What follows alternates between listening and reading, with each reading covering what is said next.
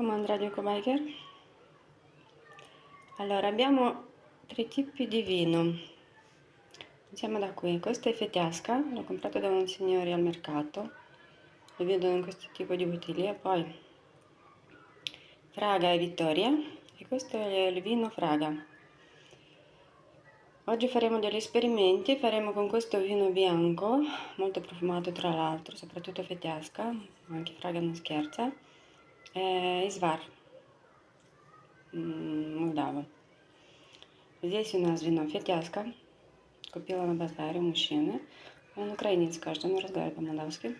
Потом у женщины купила Фрагу и Виктория, а это Фрага с севера Молдовы продавали нам люди.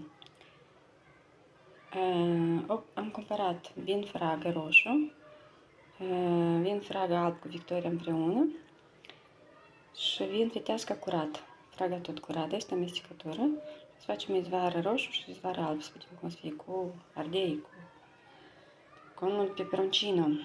Quindi oggi, per il comando Radio Ecobiker, sentiamo i bambini all'asilo, non so se si vedono, che corrono avanti e indietro, vediamo un po'. Fermiamo.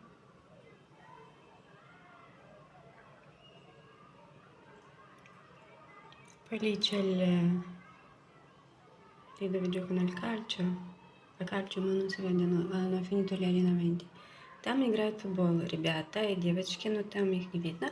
А детцы в детском саде вот они туда-сюда бегают. Ребята, не все группы. А, там есть группы еще. Вот они.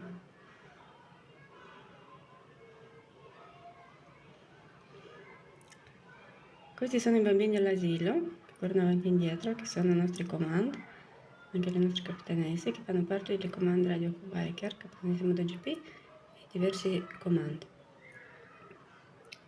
Есть группа старше, поменьше. Ecco qua il bambino con il cartellino verde, che spesso lo vediamo qua. Mi pare che ha un fratellino gemello e si vestono in modo uguale. Здесь вот мальчик в зеленой шапочке такой. Фосфоресцентик, как мы говорим в Италии. Copii de la grădinița de copii.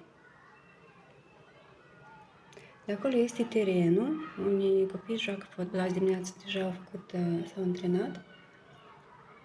Кончились уже алинаменты, как алинаменты, ну, когда в спортивный зал идут и спортсмены.